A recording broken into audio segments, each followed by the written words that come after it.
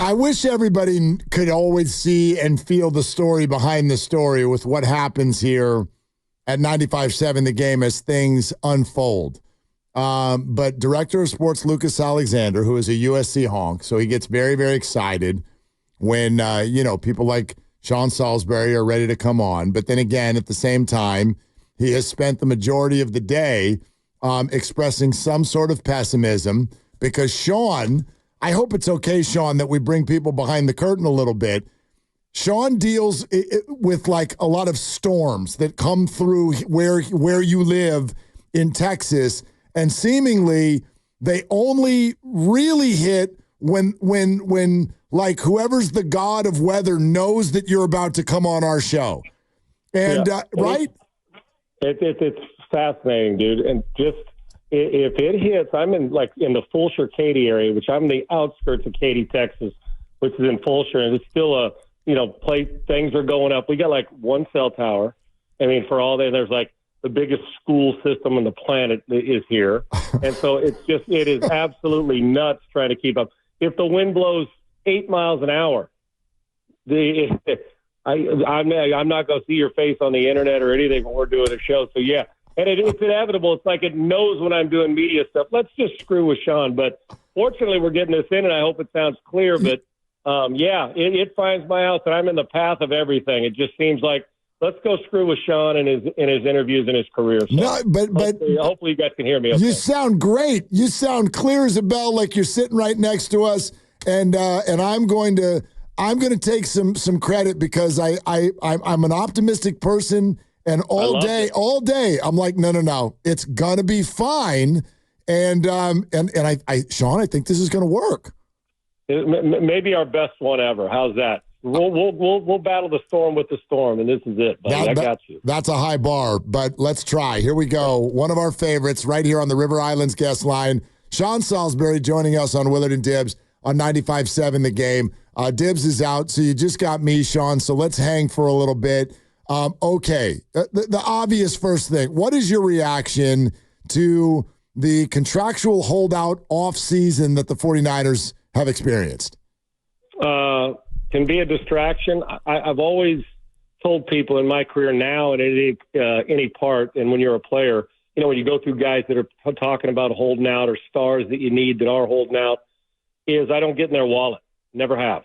Who is it for me? Or most players don't, in truth, Mark. They stay out when it comes to the wallet part. Now, they want their best players there. They want their guys there. But we usually, when it comes to that, especially in these situations, you usually stay out of them, wish the player well, but need him as well. Now, if this was in the middle of a season and you decided not to show up and you said, like in college, when guys are holding out of bowl games and did something like that where it affected the team where you bailed on them, how's that?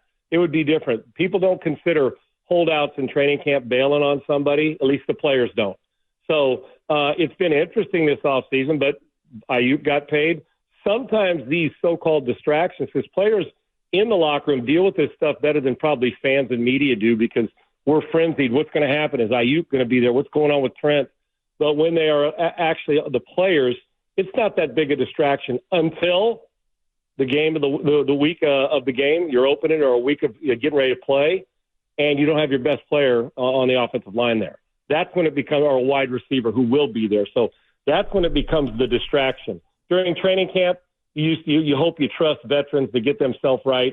And with Brandon and now in the case of Trent or anywhere else in the league, you hope they come in ready to go. So I don't think the distraction leading up to this is that big a deal because they got theirs, but it will be a bigger distraction if it continues to linger and he stays out. Okay, Sean, what about ramp up? In other words, I know Brock Purdy and Brandon Aiyuk have worked together now for a couple of seasons, but you were a quarterback. If you didn't get to work with one of your top receivers until the week of a game as a season started, is that enough time? Doesn't bother me at all. It doesn't. I'm going to tell you why. It's like if you're in the 7th grade or a 9th grader learning new guys, a curl's a curl is a curl. You may miss one, but when a guy's running a curl, it's like riding that bike. You don't forget how Aiyuk ran dig routes and comebacks and shallow crossers and how Brock throws and understands the timing. It may take him a few catches during the week to get ready. I'm not concerned about their in game. Well, does he trust him running a 15-yard in cut. That's not a big deal. I'm more concerned. It's like even during the season, people say, quarterback, receivers, you guys got to be on the same page. Of course you do, but that curl's a curl. I'm always more concerned with the continuity of like an offensive line. If Trent holds out that, with those 5 guys up front, you want so much continuity to know left talking to right guard talking with center, those things. And also with the big fellas, always what kind of condition are they in? What kind of condition? Because you're not conditioned in football conditions different than running on a track.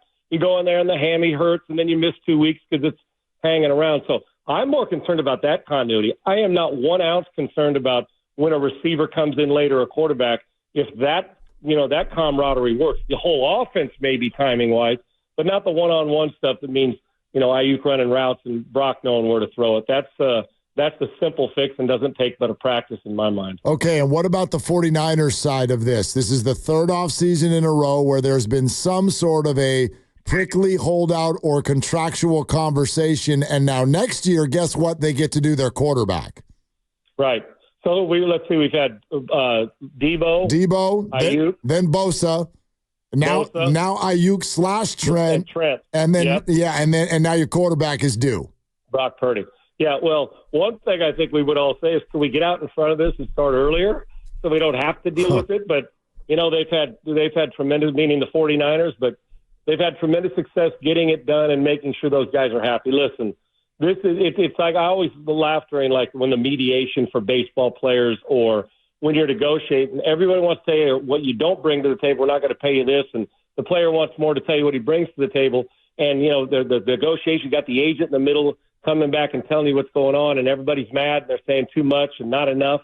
And then when it's over, everybody hugs and it's good to go. Got paid. So you're hoping that happens, but there is that point of breaking point where it gets to where you either got to trade them, you either got to sign them, you either got to overpay them, or they come in disgruntled. But most players I know when they come in, when they finally do get paid, they understand the ego part and playing their type of game for themselves and for the team. So I don't think that's a big issue. But, yeah, the 49ers, I don't know what's next. With Brock Purdy, that's going to be big money if he continues to play like he has the first 2 seasons. And that one you probably have to get out. Quarterbacks at some point, I believe, Mark, I think they should be salary cap separate. I do, just off the beaten path here. So at some point in time, we're going to have quarterbacks are going to have their own salary. You can pay them what you want. They're going to be the outlier, and then the salary cap dealing with the team. But in the case of the 49ers, that's obviously not going to be the case. Get out in front of it early because you do need your quarterback in camp. That's what you do need. And you don't want to have to face that a year from now. Sean Salisbury with us on 95.7 The Game. I want to reiterate, Sean, you sound great. Absolutely killing it. Yeah. Appreciate it. Yeah. Thank you. Okay, back to it. Actually, can we do that quick aside with the idea of quarterbacks being salary cap separate? Because if that were to happen, wouldn't that kind of take away the advantage of nailing a draft pick with a young quarterback? Sure. But you know what? You also want to keep your star. I mean, when you say take advantage of nailing, when you go out and get you mean like a 7th rounder or a guy you've groomed? What part are you talking about? Either way, like even if Caleb Williams and Jaden Daniels are awesome, those 2 teams have a little built-in advantage for 4 years while other teams are doing $55 million per year, Well, yeah, and that's just the luck of the draw. But remember, why were they picking Caleb and Jaden? Because they didn't. Right? Because they were terrible. They're right. So and it also helps the lower teams become better and stay better longer. So I actually think it would create more parity. And what you wouldn't see, quarterback, that's like the guarantee. If you got your star, like the Cowboys are going to face with Prescott, the 49ers are going to face with Purdy with their contracts, and so on, is if you have your star, you're going to say, listen, that now, and you have the floor and the ceiling on what you can spend on the rest of the players. But if you have that, it gives everybody else a fighting chance where, okay, if you got a quarterback and you're battling on the salary cap, it gives everybody else a fighting chance to catch back up. And money wise, if you got their quarterback and you're dealing with your salary cap, you can all spend the same in the cap. And if they're paying their quarterback 55 and you're not paying him yet, it is an advantage. But you got the disadvantage because you obviously lost out and we're picking too high. So I think at some point we're going to address the quarterback position and salary cap and the way to approach it. And I actually think it'll be more of a great equalizer than a bummer for the teams that aren't very good. Sean Salisbury with us on Willard and Dibs 95.7 The Game. Hey, speaking of Caleb and Jaden, you all in on both, on one, on neither? What are your thoughts? I'm in heavy on both, and for different reasons. Those were the two best players, obviously. Caleb the last 2 years, and Jaden deserved the Heisman last year, and they both incredible skill sets. I was so impressed with Jaden Daniels, Mark, and the way he, from the first year he got with Brian Kelly to last year, the transformation in his deep ball game, the intermediate to deep, and taking shots. I watch every one of their games because I go on in New Orleans, and he was afraid almost to take deep shots the first year with Brian Kelly. Well, he transformed himself, and you saw what they did, and he played great. I love his feet. I love his ability to layer the football. So he's good, and he can play in structure as well, which is impressive and important at the next level, which he's about to face. So, yeah, I'm a big fan of his, and I like his attitude. And with Caleb, listen, regardless of how people have viewed his leadership, with the way he dresses or painting the nails, that stuff doesn't matter to me, especially if you win. But you do have to be able to deal with the fellas and some laughs in the locker room and self-deprecating. But I know this, for 2 straight years, if you combine both those years, there was no better player in college football. And when people talk about, well, I don't like him, what don't you like? The guy made every single play on a team. He'd have to score 44, and they'd give up 48. I mean, he had to literally make every play and be a hero. If he wasn't, SC wasn't winning because they don't play any defense there the last couple of years. So for me, it's how good will he be if he has to stay on schedule all the time. But you want to talk about dynamic playmaker, off schedule, on schedule, accurate, powerful arm. The guy's just got great football IQ too. So I expect big things from both, but it'll also be the guys around him. What are those guys going to elevate? Because both these guys are going to go through rookie slumps, but they're also going to have the ability with their skill set to leave you with your jaw hanging down and the wow factor and to elevate the guys around him. That's another thing. Who's going to make the other guys better? I think both did in college at times, other than the defensive side for SC. But I expect both to be good. I think Caleb's going to have to become more of a structured player and then branch out. I think Jaden's probably a little bit better structure now, but does both. I expect both of them to be stars and franchise quarterbacks in the league, but you're going to have to build around them. And I think both of these teams will be better, not only at that position, but on both sides of the ball this year. Yeah, I agree with that statement for sure. Okay, Sean, let's go back to the 49er wide receiver room because I got a couple questions, especially because you were saying as a quarterback, no big deal if a receiver comes in kind of late. What if that receiver is a rookie, though? Like Ricky Pearsall's injuries and how they've sort of stunted camp, what does that mean for his development? Now, that's big difference now because you're that guy that you've never worked with, right? Now, and it's not even just the physical part for me, Mark, that goes on. It's the mental part of just going through it when you're not out there and you're not doing those things. I understand meetings and playbooks, but I like having them around. It is a major difference from a veteran to a rookie, simply because I know nothing about him other than what you saw on tape. I'm talking about if you're Brock Purdy or if you're a member of that offensive staff. And so you go through those things in training camp, walk through them, and those are the times you're talking with each other on the field. Oh, this happened. Let's do this. So, yeah, it's a big difference. And you're coming off, you're banged up and don't get the work, so you got to do double time when you can do the work. So that is a much different than watching Aiyuk and Purdy the last 2 years do their thing. They're just getting to know each other. The mental side they are getting to know, but not enough work on the field. So that's going to be the part. That's going to be the part of playing catch up. So yes, that's much deeper. Younger players and guys who haven't been in the league longer, or new players that haven't been with you, that's where more of the stress comes in, not with a veteran who's performed and knows what Brock Purdy's all about. Okay, now what about the guy who has been all over the headlines all summer long? Like, what is your overall take? How good is Brandon Aiyuk? Oh, I think the receivers come up in your mind. Mike Evans has been doing it for so long, but Jefferson, Chase, Cooper Kupp's always doing his thing. I mean, those are the names. Tyreek Hill. He's in that. Is it fair to say, we got like our quarterbacks. I'm trying to think of the, oh my gosh, top shelf, can't do without. And then just below it, like the 7 and 8 guy, the 6 and 7 guy. I would probably put him there. I think he's probably in the second 5 if I'm looking at just the overall position. And you got to overpay to keep good players. And if people in San Francisco think that Aiyuk's overpaid, But we're at a time now with all this player, not only empowerment, but with contracts, you can't afford to let the core of your team go. That's why receivers are making what quarterbacks were making, 3 years ago, and more than some are making. So, Mark, to me, I think he's probably just outside the top 5 and in the next 5, however you shuffle him. But he's a big-time player, and he's a perfect player for the San Francisco 49ers and what they do. The concern I have in this moment in signing him is not his abilities.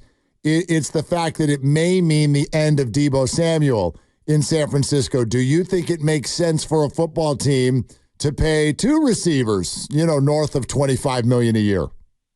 Well, if it ends up with more trophies and more contract extensions for everybody, yeah, but you're exactly right. It's hard to do.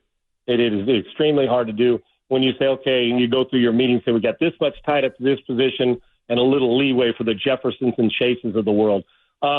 Realistically, probably not. Selfish, greedy reasons for me and my love for watching the 49ers offense and how much I like Deebo. I'm greedy. I want to pay them both, and if it means overpaying a little, but then you got to start to look at the rest of your roster and with salary cap and where it's going. So, yeah, and Mike, that's a great point by you that a lot of people aren't talking about of what the collateral damage is with the 49ers when this happens. And they're telling you that as a pure wide receiver that Aiyuk is going to be here, the next 4 years, and that maybe that Deebo, after they went through this, is going to have to be the one to sacrifice, takes extra punishment from running in the backfield. But I love them both, man. I'm greedy, but regardless, Deebo's going to get paid, whether it's in San Francisco or somewhere else, and that time presents itself. But I know where you're going with it. I think you like one better than the other, and the one that you like is going to be up for contract sooner than later. Yep, that's where I stand at this moment, no doubt about it. What about all of the hype in general, whether it's big-name players, expectations, the near-miss Super Bowl? Is that a problem for the 49ers this year, or do you think they're equipped to handle it? Well, they've handled plenty of hype plenty of times before, and it doesn't matter what the hype, what part of hype, whether it's quarterback controversies, whether it's expectations, whether it's frustration, all those things that we hear. Listen, they're a lightning rod every year. There's about 5 or 6 teams that are going to get extra too much pub, too much blame, are going to get too much attention. It just happens, and 49ers are one of them every year, especially when they're good. And the expectations should be high. And they've gotten close a couple times, and they've come up short. And they're still not where they want to be when it comes to crowning themselves in these last handful of years in February. So I would imagine, judging from the character and the depth of positions on that team, and from the front office and the head coach who's been there, and they've suffered through some difficulties, and with the roster, the core, and when you get Trent back in and they're going, there's stars at every position. And I would like to think that they can handle the praise. They can handle also not only the success, but also the failure that goes with it at times when you lose, and all the not only expectations, but what's going to happen next. What if you get there again? All the what ifs that we go through on our shows and that they go through in the media and in locker rooms. So I would think they're equipped to handle quite frankly, any part of the pub and any part of the expectations. Because damn, when it comes to expectations, who of people around the country don't still think 49ers, Eagles, the Detroit, Green Bay's on the rise. But when you're talking the top 5 teams, they're always going to be mentioned when it comes to expectations. And mine are no less this year. Matter of fact, I expect them to be better because if they can get their guys in, because I think Purdy, another year of experience. You've got a settled Brandon Aiyuk. I mean, you've got the Kittles. I mean, they're loaded. So expectations are always going to be there. That can't run and hide from those, my brother. You just got to deal with them. And the team feels – I think they're equipped to do it because I think they've got some moxie, and we've seen it. Amen to that. Sean Salisbury with us here on 95.7 The Game. You mentioned maybe a better Purdy. Like, what do you want to see from him that you haven't seen yet? Well, I think that the more bandwidth, the bandwidth with him, and I think they're starting to expand it. I think we get this feeling of, well, he can't make all the throws because he's not big and physical. That's wrong. He can, where he makes up with maybe not have overpowering arm strength or that superstar. When I talk about just freak show ability, he's underrated as a runner. We know his toughness.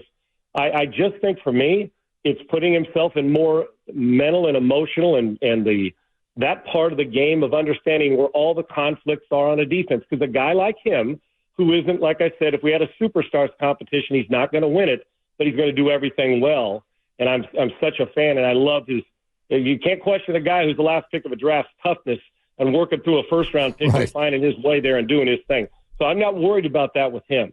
I think it's situational football for me of just making sure.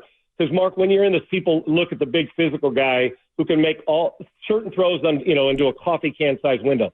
When I say physically limited, it's not that Brock. I think we underrate his physical skills, but he's not that super, the howitzer arm and all those things. So he's got to stay ahead of the game with knowing where the conflict is even quicker. You listen to Brady talk about what made him great, even aside from some of the obvious tangible ones, was his ability to know the defense pre-snap. And then you execute post-snap. I tell kids that I train all the time this, listen, find the conflict, whether it's in your life or whether it's in a defense. Find the conflict. And when we're looking at defenses, once you know the conflict, the answers to the test are pretty easy if you've prepared. If I give you the SAT test 2 months before the SAT test, then it's on you to make sure doing all that, studying the answers to get yourself ready to get a perfect score on it so you can go to any college you want. Same thing here.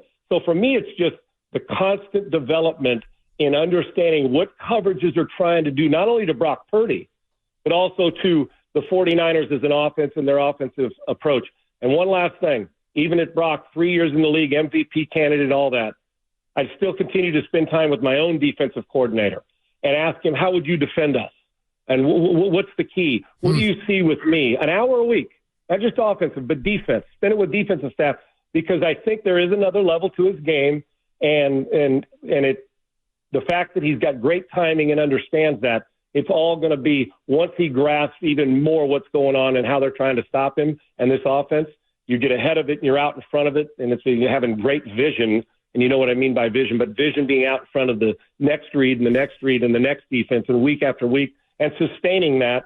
I think there's another level to Brock Purdy's game, and I already hold him in high regard.